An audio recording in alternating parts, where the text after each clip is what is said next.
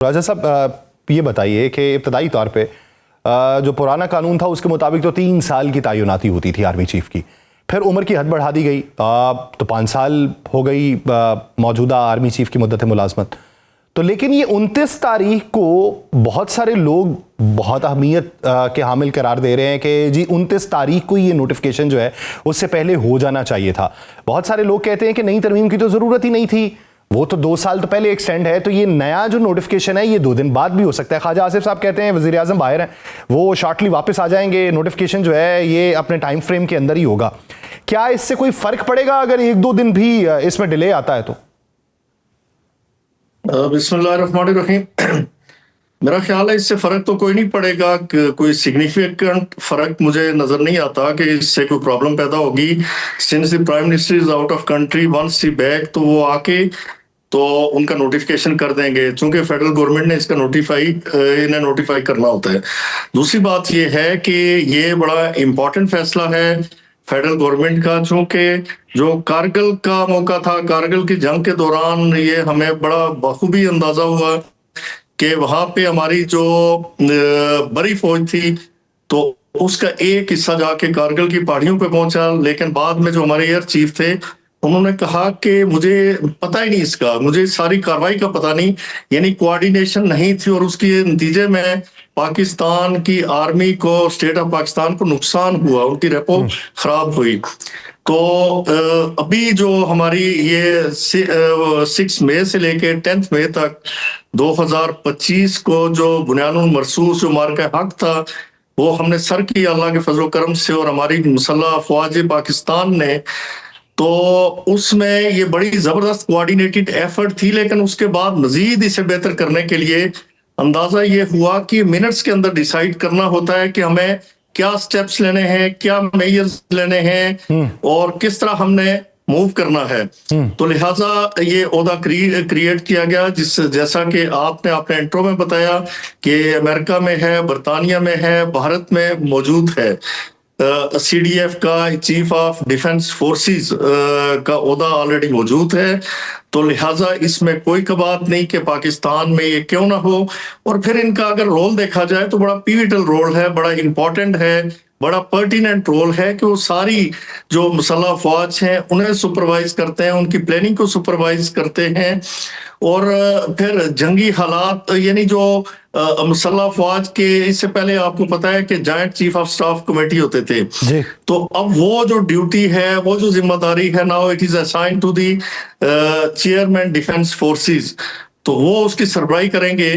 तो इस हवाले से जो हमारा कॉन्स्टिट्यूशन है उसका आर्टिकल 243, उसका सब आर्टिकल 3, उसे अमेंड करते हुए ये प्रोविजन डाली गई, ये आर्टिकल नया, यानी उसका एक हिस्सा इंसर्ट किया गया सब आर्टिकल 243 में। जो इम्पोर्टेंट आर्टिकल है उसमें पहले ये था कि जो उसका पहला पार्ट है कि the president of Pakistan shall be the commander in chief of arm forces, और दूसरा फिर ये था कि the on the advice of the prime minister the president of Pakistan shall appoint दी।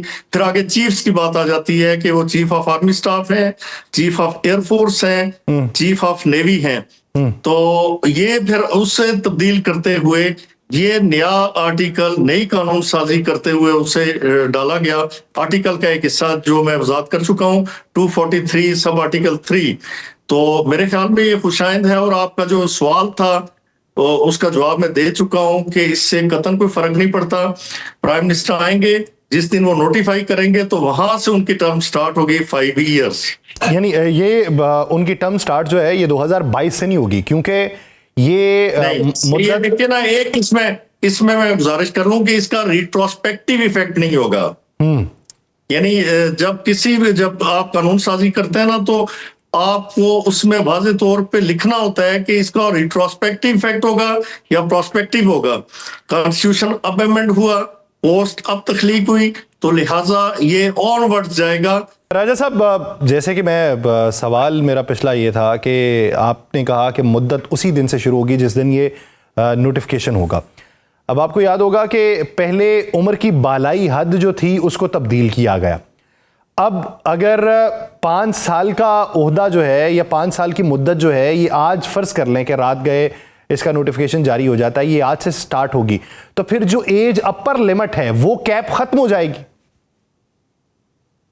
जी देखिए ना, ये तो 64 है ना, रिटायरिंग एज जो है वो 64 है आर्मी एक्ट के अंदर। जी तो जी मेरी बात सुन रहे हैं? जी मैं सर आपकी बात सुन रहा हूं।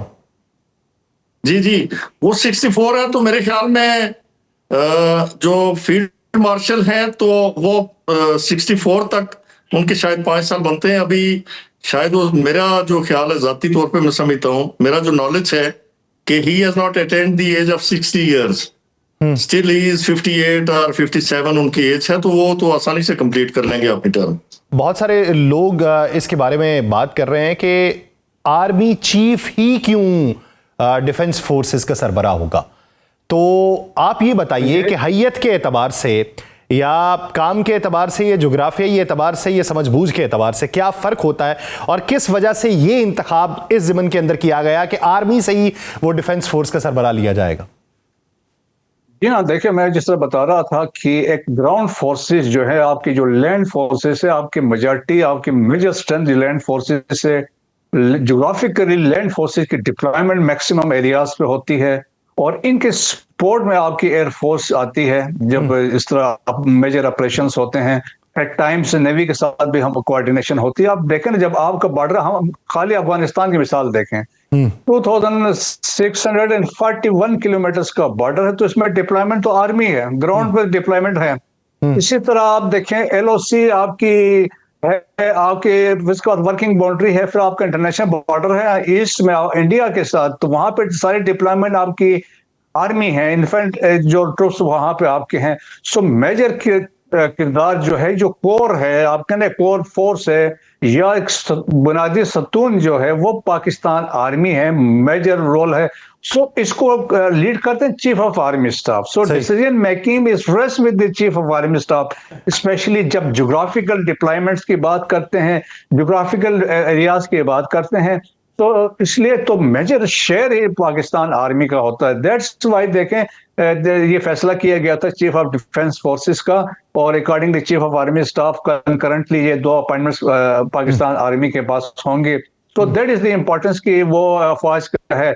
जिस तरह मैंने कहा था कि चीफ डिसीजन मेकिंग चीफ के पास होगी, और लेकिन जो होगी एक्चुअली जब ये होगी किसी वार में, कॉन्फ्लिक्ट में, तो they will sit together decision making effective और एफिशिएंट ऑपरेशंस के लिए without losing any time. Decision making बहुत अच्छी होगी, और मेरे ख्याल में इससे बेहतरीन एक स्टेप जो कॉन्स्टिट्यूशनल अमेंडमेंट्स की गई हैं, सो मेरे ख्याल में it is in the best interest of Pakistan. ठीक। राजा साहब, जैसे कि मैं